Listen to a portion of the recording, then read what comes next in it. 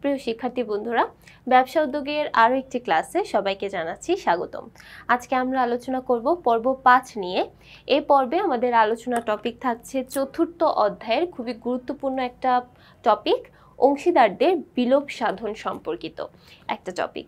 তো এই পর্বে আমরা এই অংশীদারদের বিলোপ সাধন থেকে যে বহু নির্বাচনী প্রশ্ন তোমার পরীক্ষায় চলে আসতে পারে সেগুলো নিয়ে একটু আলোচনা করব। এবং প্রথমেই বলে রাখছি, এই টপিকটা থেকে কিন্তু খুবই গুরুত্বপূর্ণ কিছু বহু নির্বাচনী প্রশ্ন চলে আসতে পারে। তাহলে আজকে পর্বে আমরা প্রথমে যে প্রশ্নটা দেখে নেব সেটি হচ্ছে 87 নং প্রশ্ন। এখানে বলা হচ্ছে, অংশীদারি প্রতিষ্ঠানে ন্যূনতম সদস্য 2 জন রাখা সম্ভব না হলে কিভাবে বিলোপ সাধন হবে। বলা হচ্ছে যে অংশীদারি ব্যবসায় যদি 2 জন সদস্য না রাখা যায়, সাধারণত সর্বনিম্ন 2 জন সদস্য রাখতে হয়। এখন কোনো কারণে যদি 2 জন সদস্য না রাখতে পারা যায়, সেক্ষেত্রে কি হবে? সেক্ষেত্রে বাধ্যতামূলকভাবে বিলোপ সাধন হবে, অর্থাৎ সেখানে অবশ্যই তোমাকে বিলোপ সাধন করে ফেলতে হবে।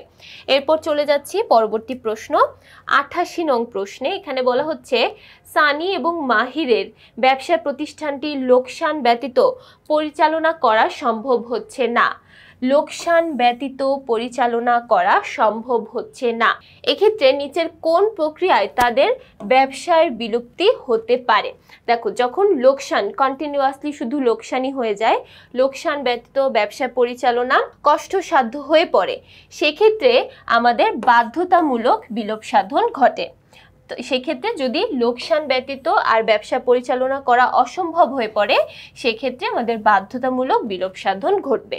এরপর চলে যাচ্ছি পরবর্তী প্রশ্ন 89 নং প্রশ্নে। একজন ব্যতীত সকল অংশীদার দেউলিয়া বলে বিবেচিত হলে অংশীদারি ব্যবসায় বিলোপ সাধন কিভাবে হবে? ধরো, তোমার ব্যবসা প্রতিষ্ঠানে কয়েকজন অংশীদার আছে, তার মধ্যে থেকে একজন ব্যতীত সকল অংশীদার দেউলিয়া হয়ে গেল, শুধুমাত্র একজন দেউলিয়া হলো না। এর মানে কি? শুধুমাত্র একজন ব্যবসায় করার জন্য উপযোগী আছে, আর বাকি সবাই দেউলিয়া হয়ে গেছে, মানে তারা আর ব্যবসা করতে পারবে না। তাহলে একজন অংশীদার দিয়ে কিন্তু কখনোই একটা ব্যবসা প্রতিষ্ঠান চলতে পারে না। তো সেক্ষেত্রে আমরা বলতে পারি বাধ্যতামূলক অংশীদারি ব্যবসার বিলোপ সাধন ঘটবে। এরপর আমরা আরেকটা উদ্দীপক দেখে নিই। রিহান ও আরিয়ান 2 বন্ধুর ব্যবসা সফলভাবে চলছিল। হঠাৎ রিহান পাগল হয়ে যাওয়ায় তাদের ব্যবসায় বিলোপ সাধন ঘটে। এবার 90 নং প্রশ্নে বলা হচ্ছে যে রিহান ও আরিয়ানের ব্যবসায় কিরূপ বিলোপ সাধন ঘটে। যেহেতু বলা হয়েছে যে এখানে রিহান পাগল হয়ে গেছে, তো যদি কেউ মস্তিষ্ক সম্পূর্ণ সুস্থ না থাকে বা কেউ যদি পাগল হয়ে যায়, চিরতরে অসমর্থ হয়ে যায় ব্যবসা পরিচালনা করতে, এই সকল কারণের জন্য সাধারণত আদালতের নির্দেশে বিলোপ সাধন ঘটে। আদালতের নির্দেশে। তাই এক্ষেত্রে যেহেতু রিয়ান পাগল হয়ে গেছে, তাই এক্ষেত্রে আমরা বলতে পারি আদালতের নির্দেশে বিলোপ সাধন ঘটবে। তারপর চলে যাচ্ছি পরবর্তী প্রশ্ন 91 নং প্রশ্নে।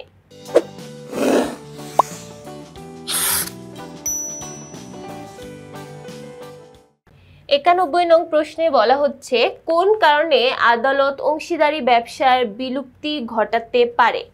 কোন কারণে একটা আদালত অংশীদারি ব্যবসার বিলোপ সাধন ঘটাতে পারে? যখন একজন অংশীদার তার দায়িত্ব পালনে চিরতরে অসমর্থ হয়ে পড়বে। চিরতরে অসমর্থ কি কি কারণে হতে পারে? ধরো, মস্তিষ্ক বিকৃতি ঘটতে পারে, বা এরকম কোনো ডিজিজ হতে পারে যেটা একদম মরণ ব্যাধি কোনো ডিজিজ। এই সকল কারণে যদি কেউ চিরতরে অসমর্থ হয়ে পড়ে, অথবা হতে পারে যে প্যারালাইজড হয়ে গেছে, এই সকল কারণে সাধারণত আদালত একটা অংশীদারি ব্যবসায়ের বিলোপ সাধন ঘটে যায়।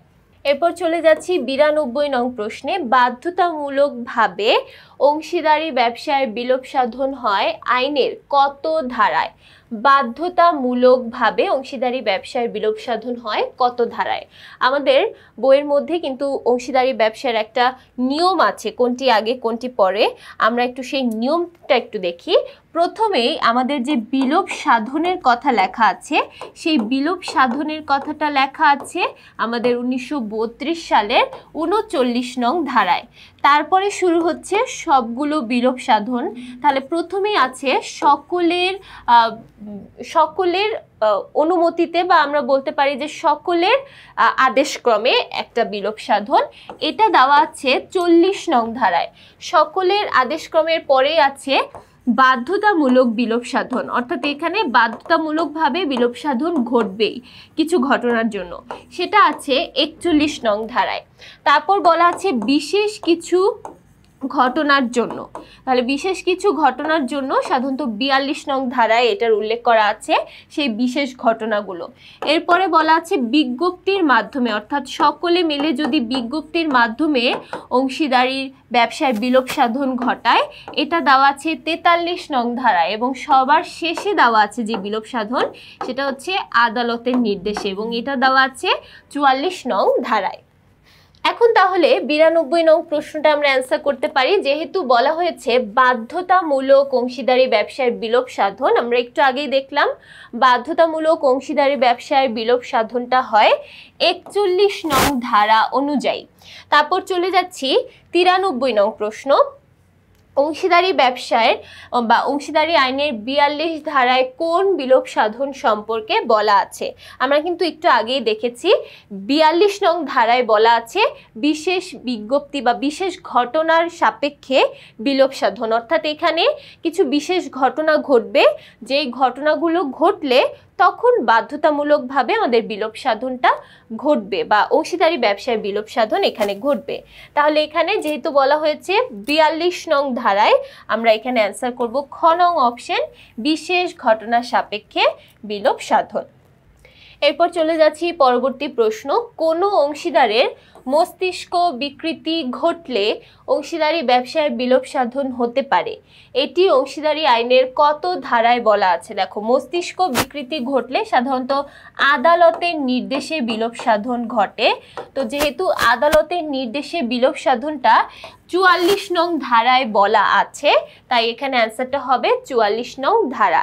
একদম সবার শেষ যে বিলোপ সাধন, সেটাই হচ্ছে আদালতের নির্দেশে বিলোপ সাধন, এবং সেটা হচ্ছে 44 নং ধারায়। তারপর 95 নং প্রশ্ন। বিজ্ঞপ্তির দ্বারা বিলোপ সাধন সম্পর্কে অংশীদারি আইনের কত ধারায় বলা আছে? বিজ্ঞপ্তির দ্বারা বিলোপ সাধন, এটা কিন্তু একদম আদালতের নির্দেশে ঠিক আগের বিলোপ সাধনটা। আদালত যেহেতু 44, তাহলে এটার অ্যান্সারটা হবে 43 নং ধারায়। তাহলে বিজ্ঞপ্তির দ্বারা বিলোপ সাধন, এটার উল্লেখ করা আছে আমাদের অংশীদারি আইনের 43 নং ধারায়। তাহলে এই ছিল আমাদের বিলোপ সাধন সম্পর্কিত কিছু বহু নির্বাচনী প্রশ্ন। আশা করছি প্রত্যেকটা প্রশ্নই সবাই ক্লিয়ার হতে পেরেছো। পরবর্তী পর্বগুলো দেখার জন্য সবাইকে আমন্ত্রণ জানাচ্ছি। সবাইকে ধন্যবাদ।